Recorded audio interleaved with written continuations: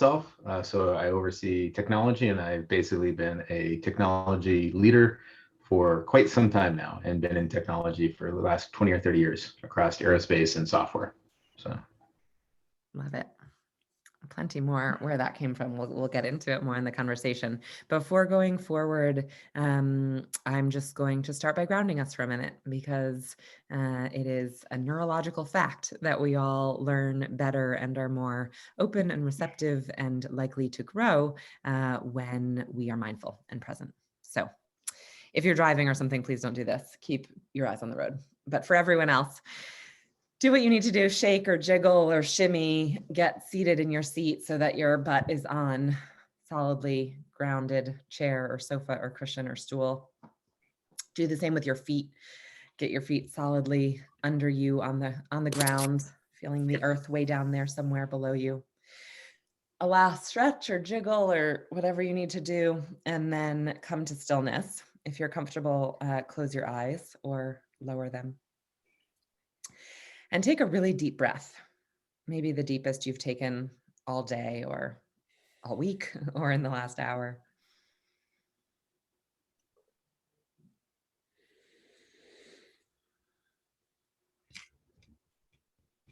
And then I want you to think about the last time that you did something that felt like a first. Could be personal or professional. It could be small or pretty mega.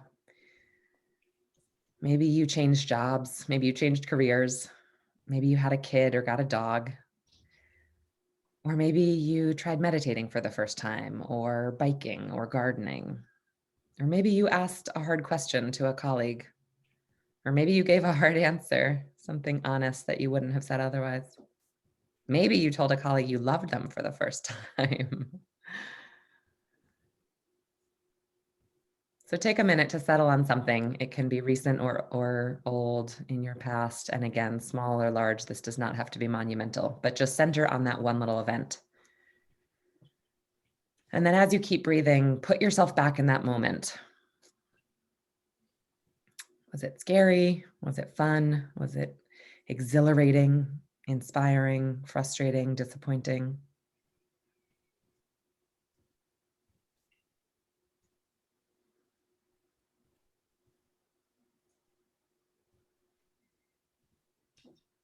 And then just keep breathing, really put yourself there.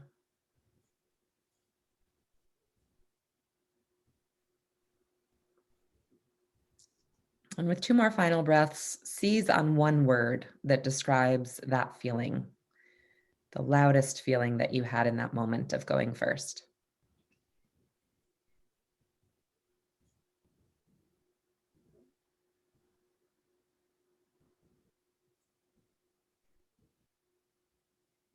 With a last deep breath, you can come back as you're ready.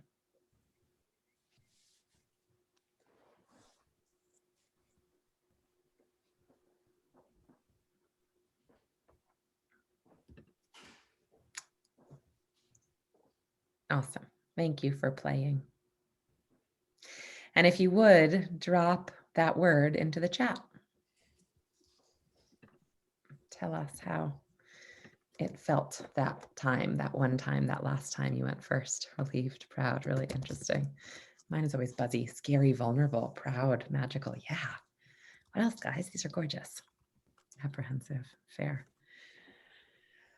Accomplished is real. Exhilarating, totally exhausting. Yeah. Oh, this is brilliant. Here's my book. Scrap the draft. Just going to pull these in.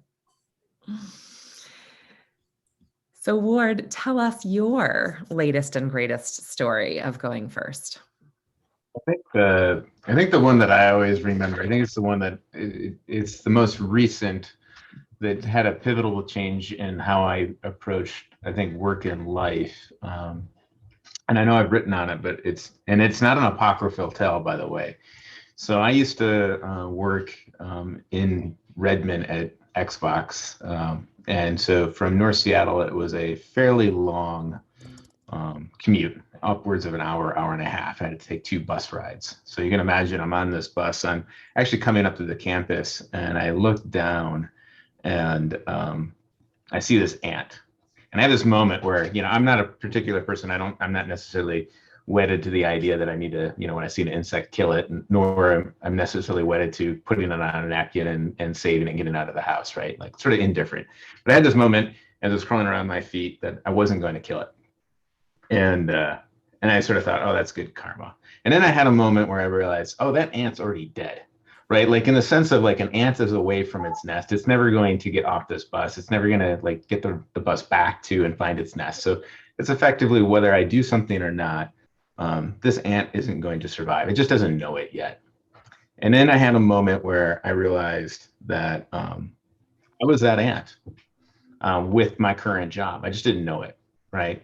And so my commentary, as an aside, to be super clear, isn't commentary around Xbox at all. It's really commentary about being in your right place, in the right environment. And I realized I just wasn't in the right place in the right environment. And so I know there's a little long story, but it's leading up to the moments. So another thing that's also was going on in my life was I was with my now then girlfriend, now my wife and partner, and I was really trying to, because of my high functioning autism, really trying to integrate. I found it really challenging to operate under different operating parameters, depending on the environment I was in. It caused a lot of stress. And so what I found is that when I'm just more consistent with myself, I'm just happier. So I had this moment where I realized part of the reason why I was unhappy is I was behaving in a way that was inconsistent with my internal motivations and my internal self. I wasn't sort of true to myself in these work environments, and behaving and operating in ways that just made me really stressful. And so, and one of the things I found in my life is I think I'm a pretty generally happy person. I really care about the people around me, and I like to be able to reach out and be helpful in people's lives. And I am noted, I think, for being approachable and being loving and being caring as a natural course. And at work, I wasn't able to always express that. So one of the things I decided, after quite literally just crying on the bus for a few minutes and realizing, that this could not continue, is after about a day of reflection, I just started showing up to work, and I would just turn to people that I really liked, and I would say, I love you. I really care for you, and I like working with you. And, it was crazy, like, what do you expect people are going to do in that kind of environment? Pretty much what you would expect. Most people rejected me or thought I was sort of crazy for doing that. But what I found was that there was a certain group of people it was almost like I had broken through the veil of reality and reached out to them in a way that really touched them. And they're like, I love you too. And came back and thanked me for taking that moment in an environment where they didn't feel safe. They themselves also felt insecure, to realize that you could be a human. And then fast forwarding that and just realizing that's what I wanted my life to be. I didn't want to like have moments of like I had to go to my partner to have that. I didn't want to have to go to my friends. I want to go to work. And then it's sort of that becomes a moment of how do you, it changes everything about how you perceive yourself and your environment and the people you work with.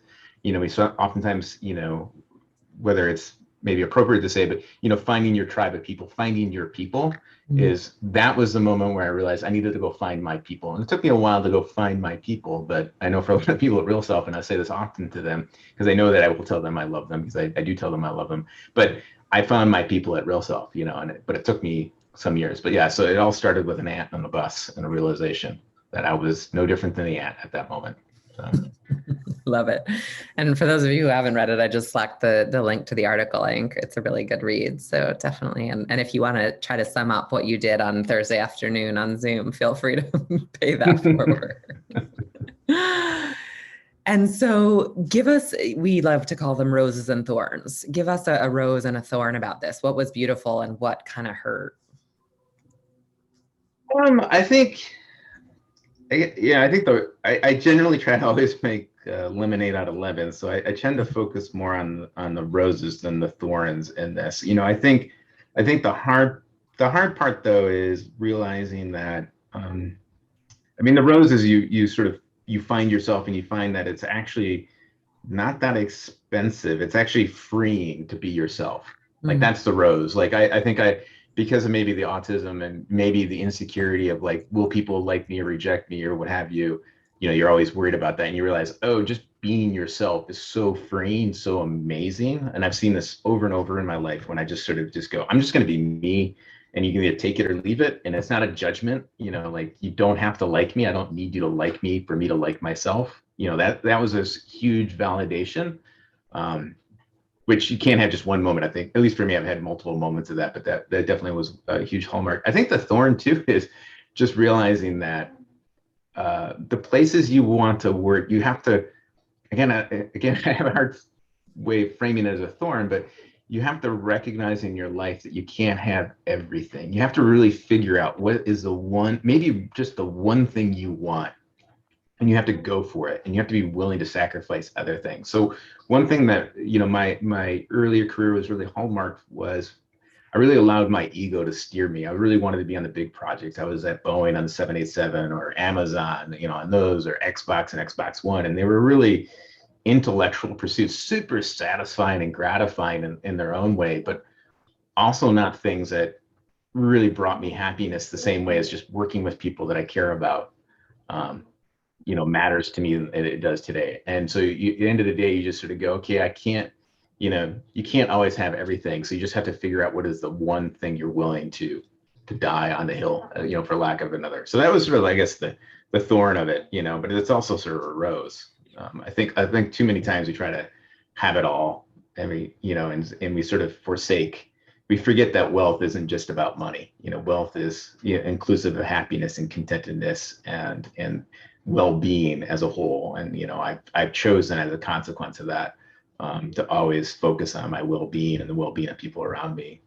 Even if it means I give up on the traditional definitions of wealth. And I think that's a better life to live. But that is, I don't know, again, it's a thorn, but it's just an observation.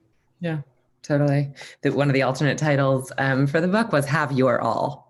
Have your all. Yeah. Because I think, no, you can't have it all, but you can have your all. If you do the work of figuring out what that is, right, you can make that happen. And it does mean some trade-offs that, I think we tend to look at as negative or sacrifices, but once you realize that you don't want that thing, it's actually not a sacrifice. It's just what the world was telling you to want. Fall through there and really get hurt, please.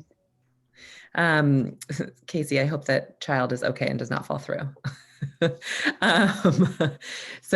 I'm going to actually Slack as well while I'm thinking about the book, which does have, part of the thing is like, how do we map the impact that we're having in our lives and what we want out of it to get to that your all? Because it's not easy. And our society, our schools, most of our companies, from everything I know of Real Self, you actually are doing a lot of this. And some of the companies I'm talking to, of course, are ahead of the curve. But most families, most schools, most employers do not teach us how to sort through the noise and the chaff and the conveyor belt toward financial wealth, ego, fame, right? And so it can feel hard.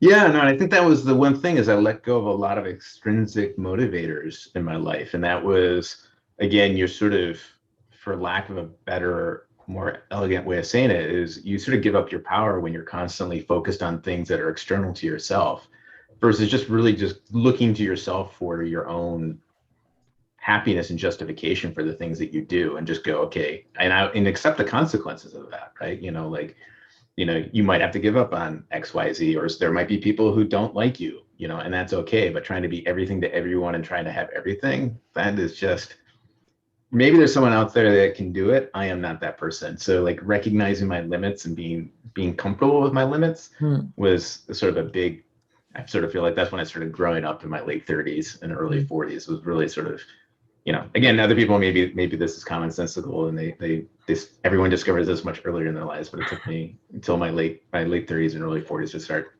seeing that as like the way through to sort of contentedness. Yeah. And what surprised you in this experience of going first? I think the fact that it wasn't as crazy as I thought. And the more I talk about it, and the more I share, and the more I sort of use this as like, this has become my vocation, and vocation in the sense of, I've never felt like I had a calling for the work that I did. I enjoyed the intellectual pursuits. I enjoy solving the big problems. I've always enjoyed those pieces, but it never felt like it was my purpose in life.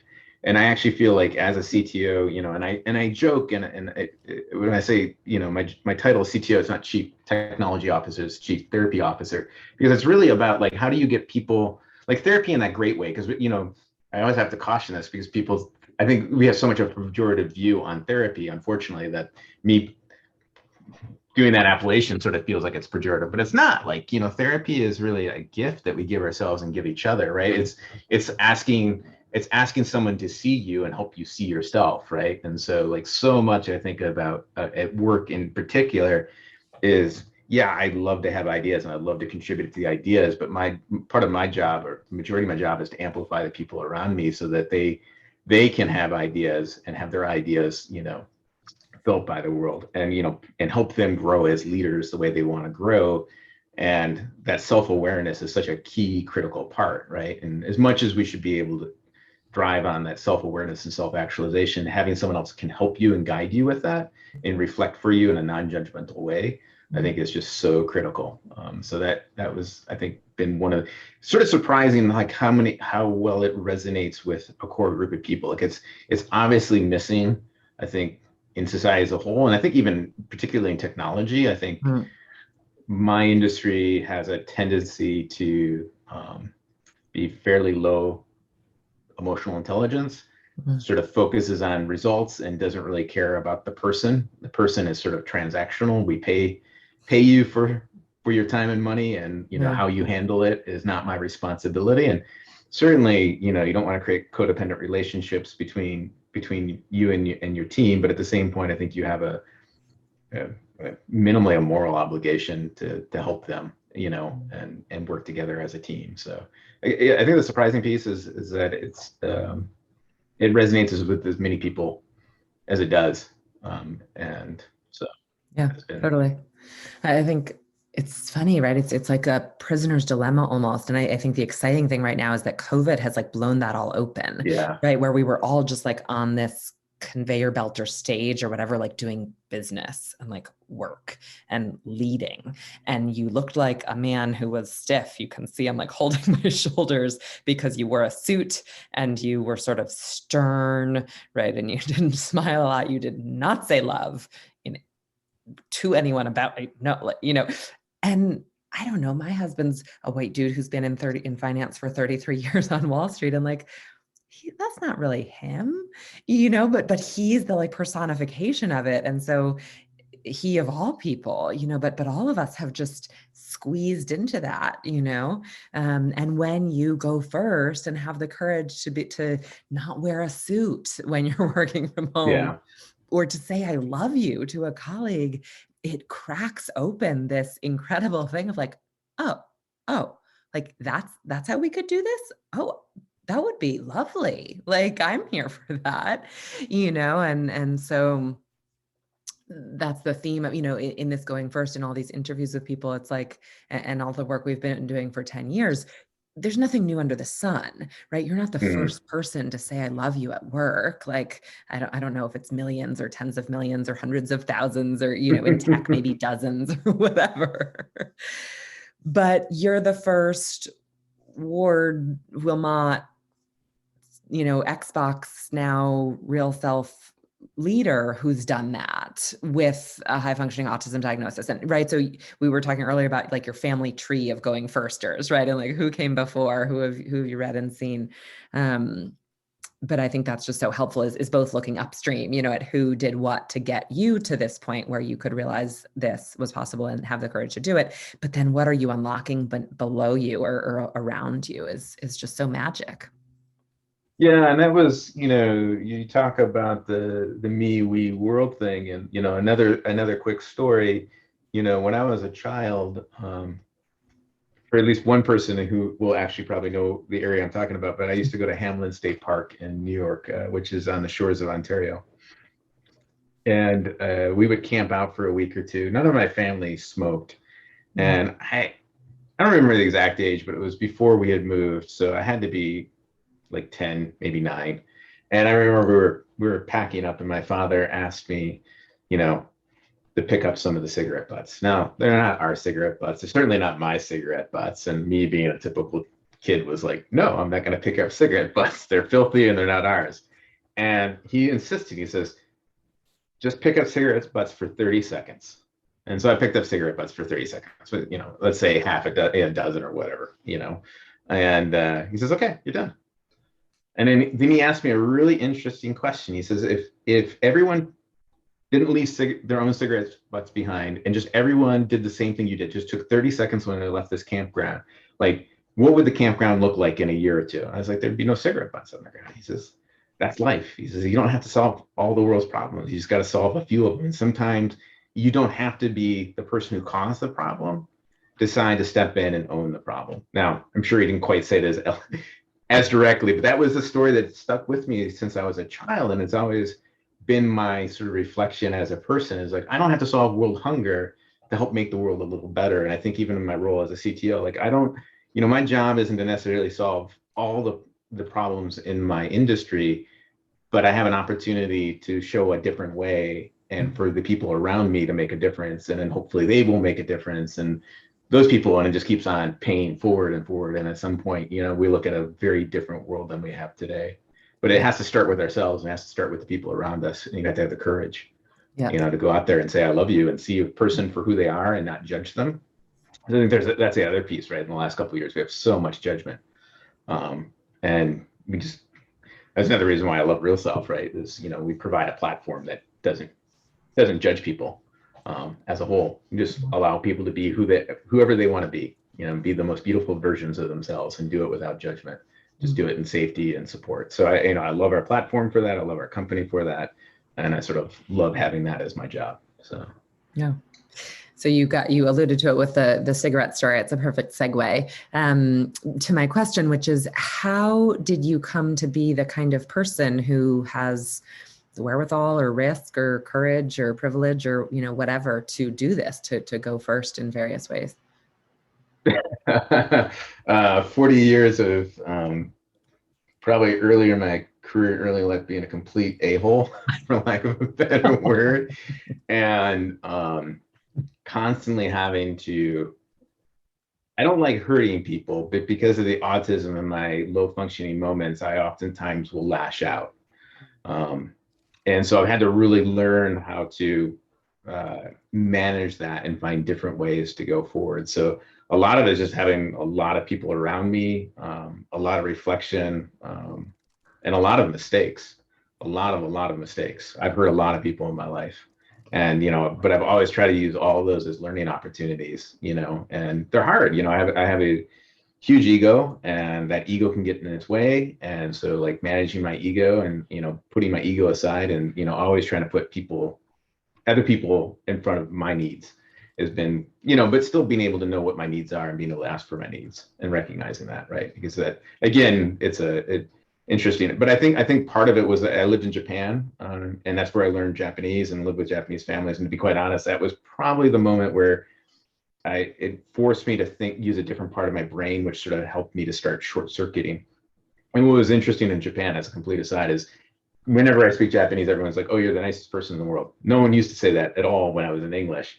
So there was something about me speaking in Japanese and being in Japanese culture and in mindset, because I don't really translate. Like, I don't think in English and translate in Japanese, right? Like, I just speak in Japanese.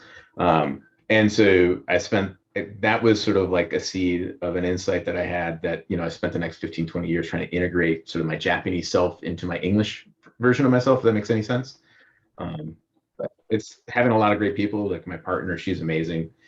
She's a really good, provides me a lot of insight, and she doesn't tolerate codependent relationships. And so really helping me having better, healthier boundaries and communications. So.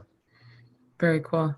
The language thing is fascinating. I speak a teeny tiny bit of Japanese and a few other languages. And I can totally see that. If anybody, I don't know, people probably have that kind of idea of Japanese, or if you speak any of it, but it is the most deferential, formal, hierarchical language in the world, as far as I know. And word, again, your knowledge is oceans deeper. So correct me if I'm wrong, but that makes complete sense, right? And I think linguistics are so powerful for that, that it's, you know, my ex-husband was Italian and I had this whole life in Italy, and I'm a very different arguer in Italian than in English, because Yeah. it's just, I mean, it's so fun and you can really get into it, you know, but it's a whole different thing. So that's fascinating. You hadn't mentioned the linguistic element of that.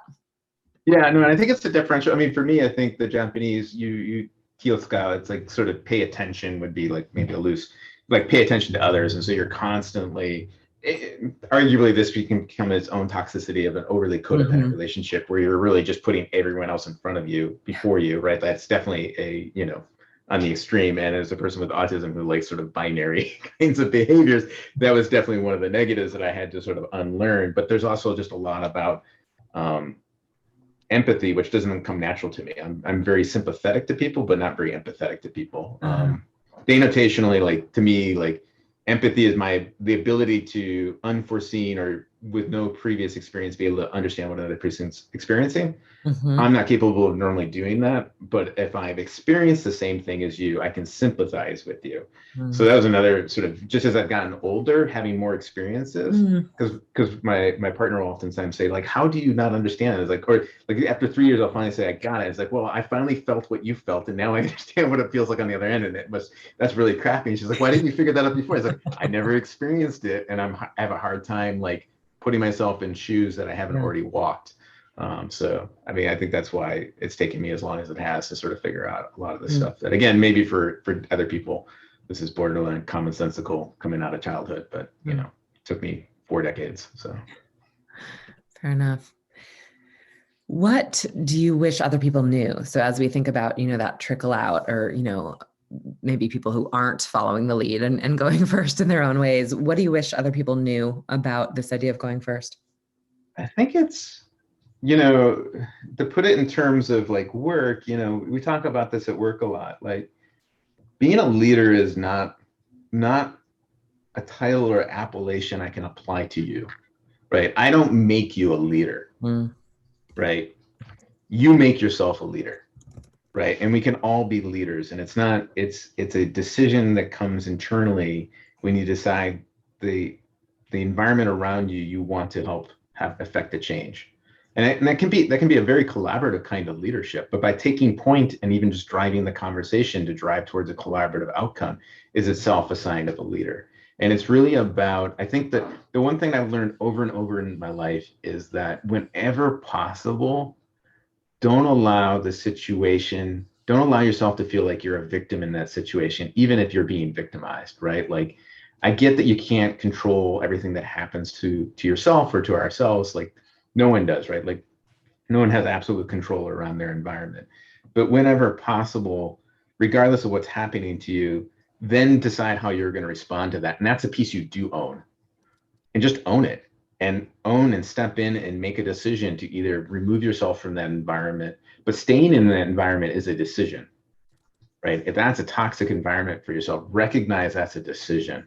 And if you can't make the decision to get out, knowing you need to get out, then make the decision to go get the help to help you get out. You know what I mean? Like, and I don't mean that like in a mean way. I know that, you know, and I know there's probably life situations that for some people, like, this might seem harsh, and I don't mean that as in a harsh way, but like, it's just generally whenever possible, you just need to recognize that you can control yourself.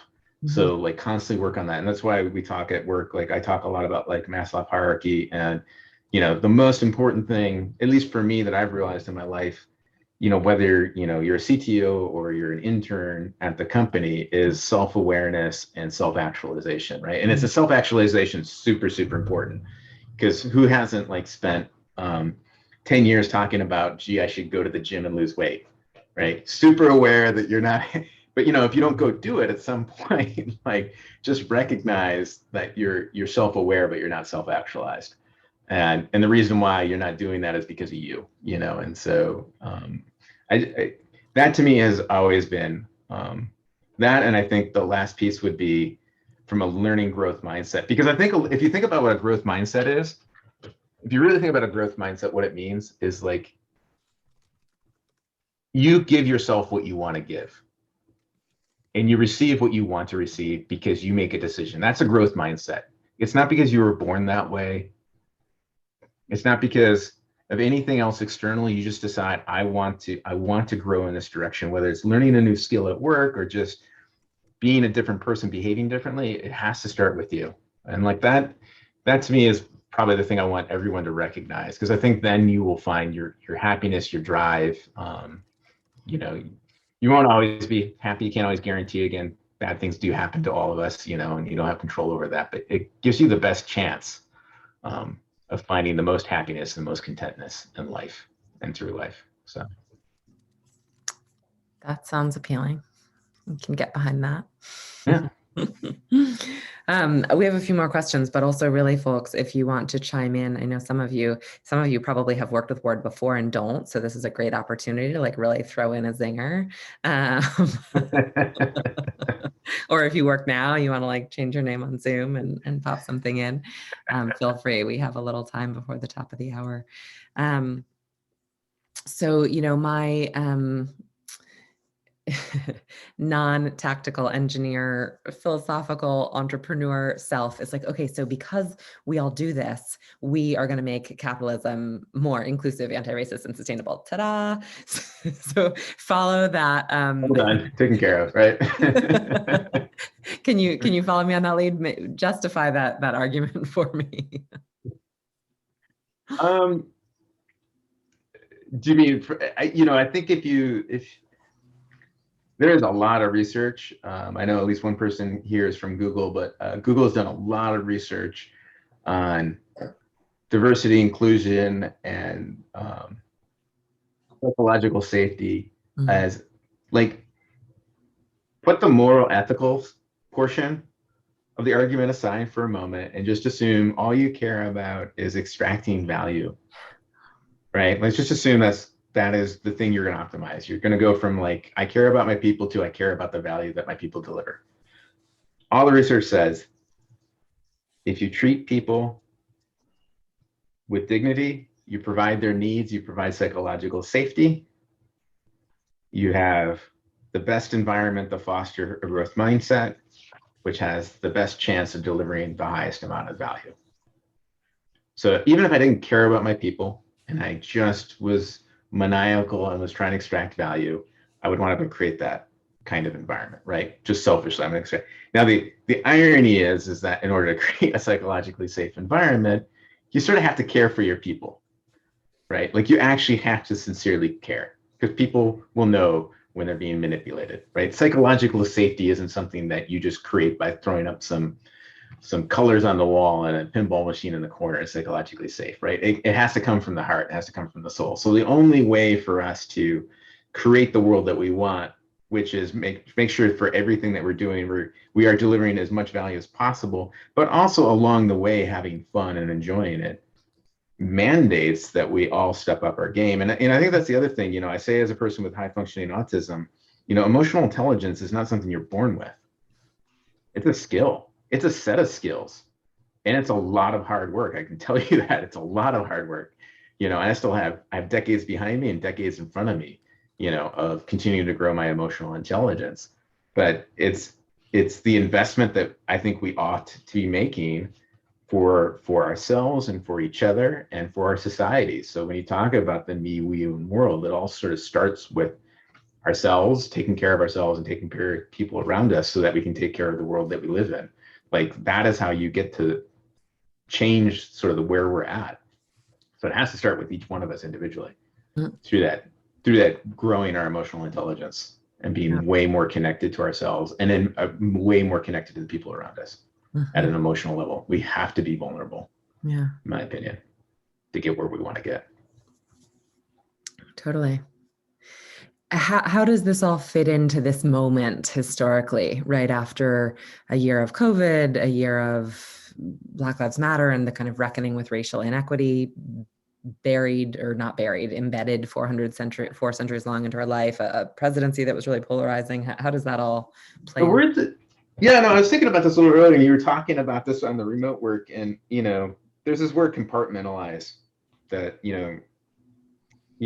I different ways. Like I was raised, you know, there's your professional self and there's your personal self. Like you show up to work and you have your professional persona, And then that can be very different at home. I think that compartmentalization as an abstract concept is actually, in my opinion, for me, again, this might not be true for everyone in the world, but for myself, I think that is one of the most toxic things to promulgate, right?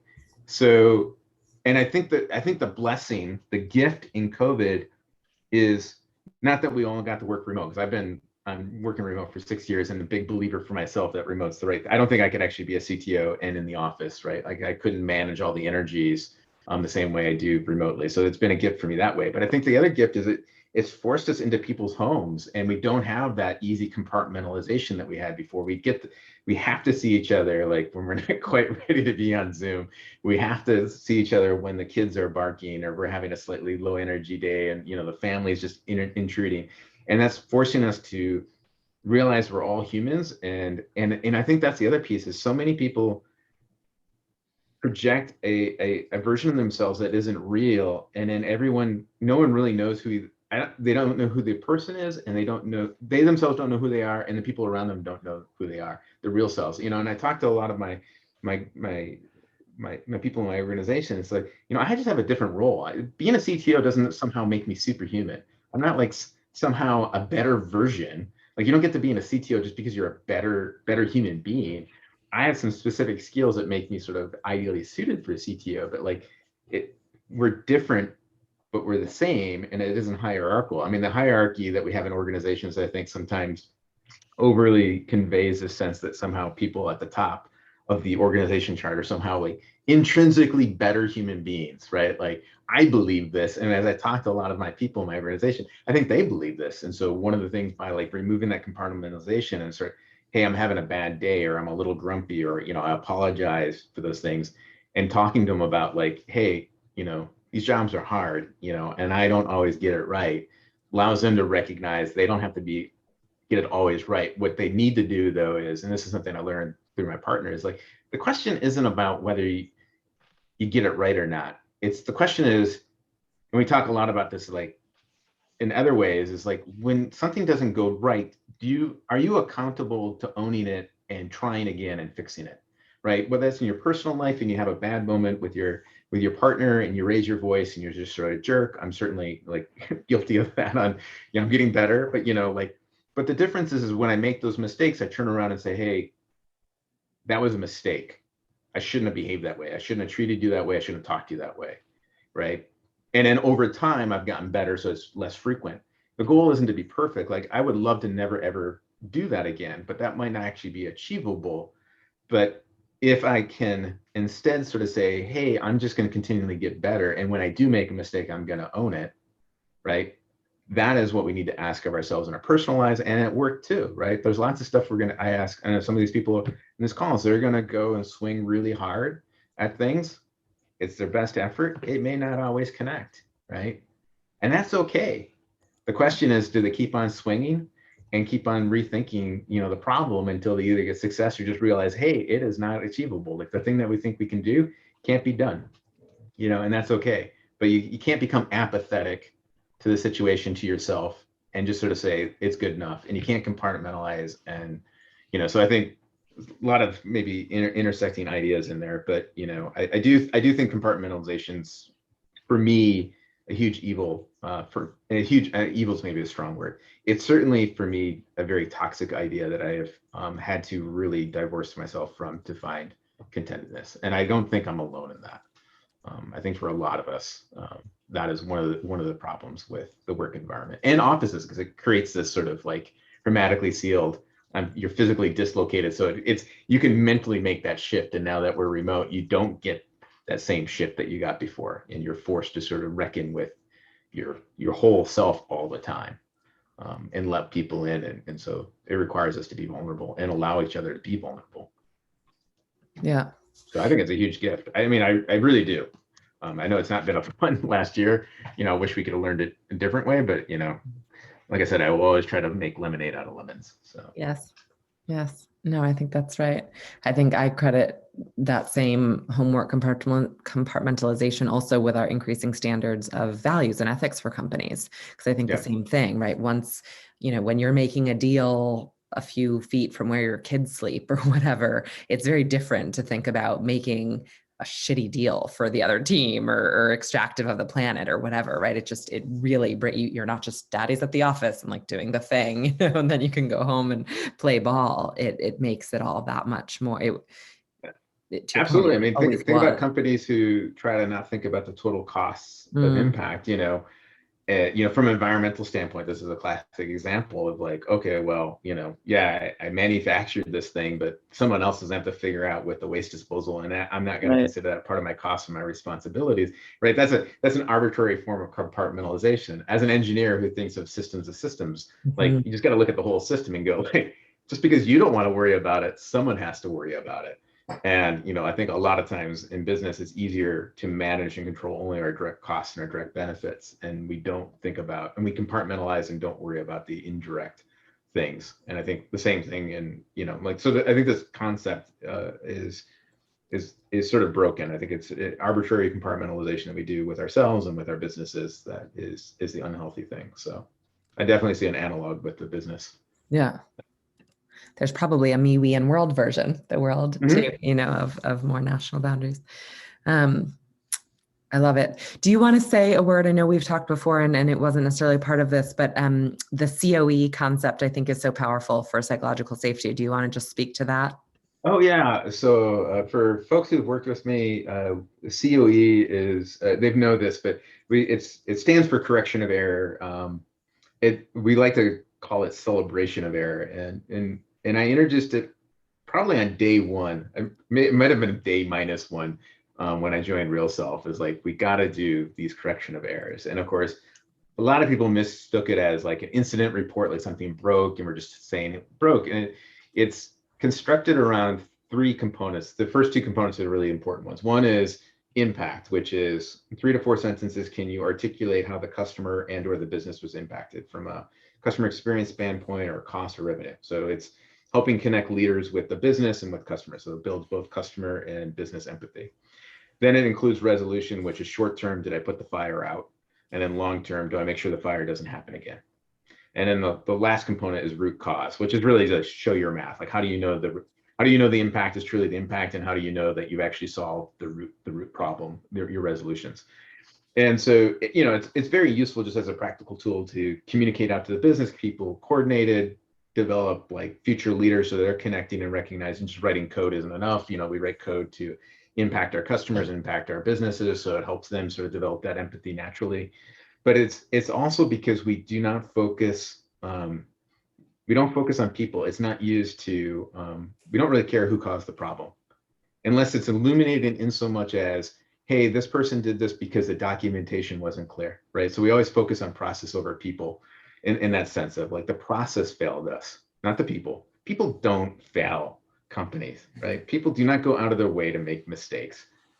I'm sure you can go find me an edge case, but like for 99.99999% of the time, people are just trying to do their damn best, right? And the reason why they couldn't is because we didn't document it properly. The tooling was broken, we didn't have right alerting, right? But people were trying to do the right things. And so it's always just more about like, how do we solve this problem so we learn from it, and we can go solve other problems, right? Like if I have to, every time it's the same problem and it breaks and I have to go fix it, right? That's just not a good use of anyone's time. At some point, it's sort of like, could I just make this problem go away? Yeah, sure. Okay, let's solve the root cause so we can go solve other more interesting things, Yeah. And so really COEs is, in my mind, and for a year, I didn't talk about psychological safety at Real Self. I just talked about COEs, because COEs is, I can tell you I'm a nice person. It doesn't mean I'm a nice person, right? I can tell you anything about myself. It doesn't mean a damn. What matters is whether you tell me I'm a nice person to you, right? So I can tell you that, hey, I'm going to create a psychologically safe environment. It doesn't make it a psychologically safe environment unless everyone at the company sort of says, hey, I feel psychologically safe, right? So I can't declare that, but I can promote that environment, not by talking, by doing it, and by providing practical examples. So COEs is a really powerful way, both sort of in that communications and stitching and growing people, but it's also for creating an environment where people know that, hey, when a mistake has happened, we don't focus on who did what, we focus on how we are going to fix it and how we are going to move forward with it. And so it really turns it into a we conversation focused on the actual root problem, which is never people, which is processes and tooling. And so to me, it creates that psychological safety, and over time develops that growth mindset and allows people to feel safe enough to go out on the edge, and realize that they won't get penalized if they make a mistake. Yeah. I want them to swing hard, Totally. So as we wrap, always have to close with the question of some kind of actionable advice. Nothing huge, but what's something that folks could go back to their desks now and either keep doing if they're already going first, but no one else around them seems to want to, or start doing, or I don't know, give us something to head back to desks with. Is that for me or for everyone? Does everyone for have you? it? For me,